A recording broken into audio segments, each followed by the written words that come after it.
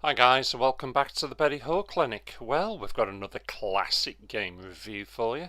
Love it or hate it, we're going to take a look at Pit Fighter.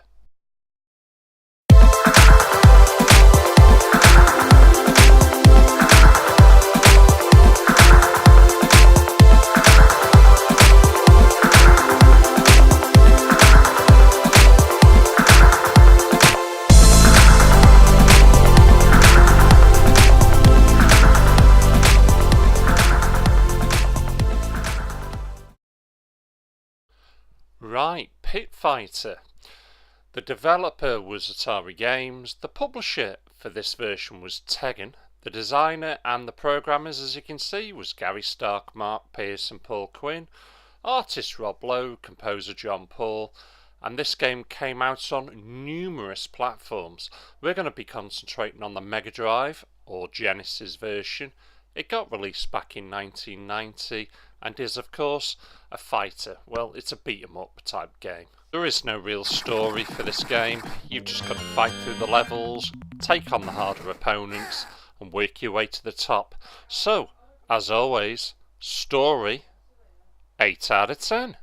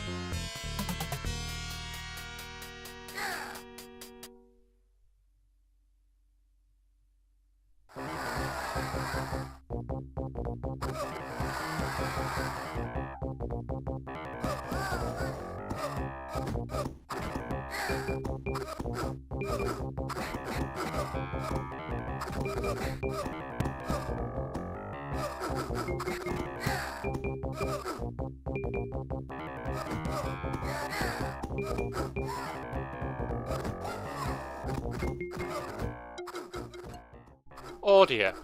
Well, I don't know if it's the limitations of the system or the programmers, but it doesn't sound good, does it? You know, the fighters, they don't sound like they're really fighting. The crowd doesn't seem to be really helping in any way to set the mood. And the music, well, maybe it's in keeping, but only just. It's a real letdown. It really is. I'm going to have to give it 4 out of 10.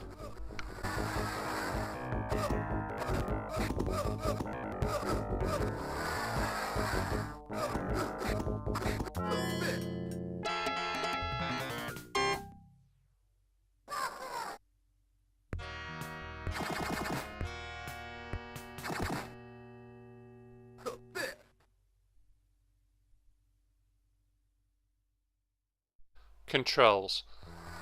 Shockingly bad, unresponsive, button mashing are probably some of the words I would use to control this. There's a tiny bit of tact where, as you can see now, you can pick up the set box and throw it at your opponent. But that's as tactful as this game gets. The rest of the time, you'll be throwing punches or throwing your leg out, and that's it. You can jump, but that just looks ridiculous. It really does. And it's just so poor. They should have made this better. It's a fighting game. Come on. 3 out of 10.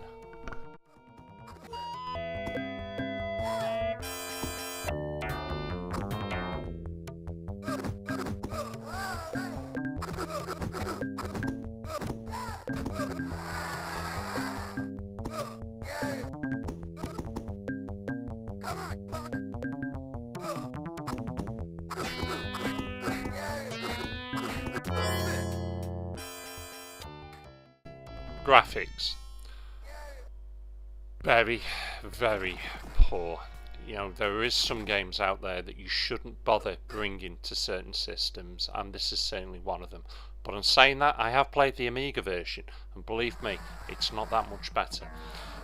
You know, these are digitized graphics and they just don't work. The system was never powerful enough for them, and you could argue, well, they've done the best with the limitations of the system. I don't believe they have. It almost looks as if, right, we've got this game to finish. Should we finish it? No, let's bog off down to the pub and have a few more pints. That's the feeling you get. The graphics are terrible. You know, the amount of detail is just rubbish. It's poor, so poor. It's going to get another 3 out of 10.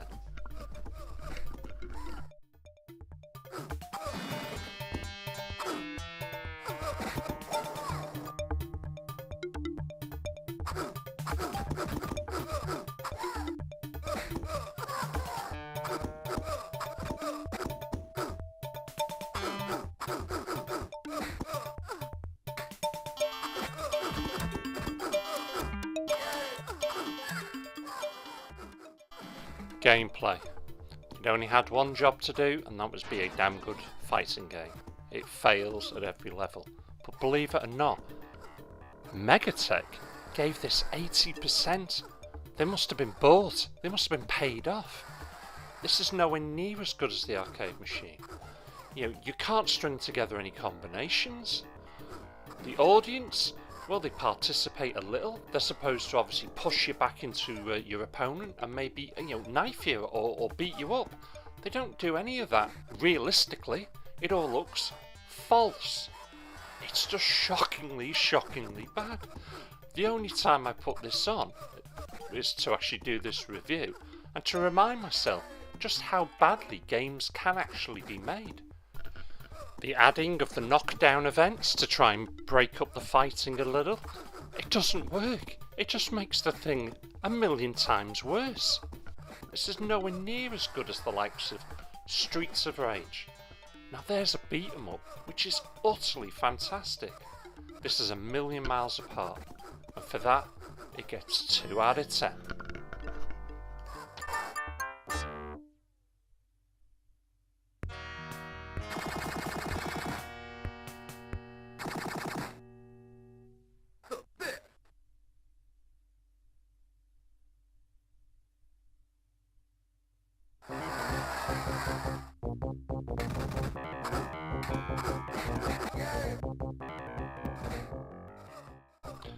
Overall, this is certainly a game that does not come recommended.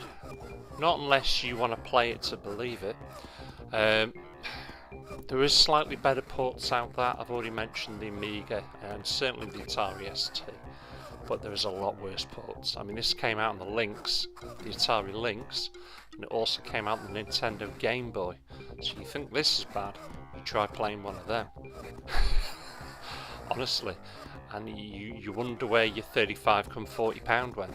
Shocking, absolutely shocking. But just to throw a bit of spin on it, I'm reading here that Julian Rignor of Computer and Video Games actually gave this game 90%, calling it a thoroughly enjoyable beat 'em up which really packs a punch and is one of the most enjoyable arcade fighting games in a long time. Well, I'll let you decide. But overall, this certainly only gets a 4 out of 10.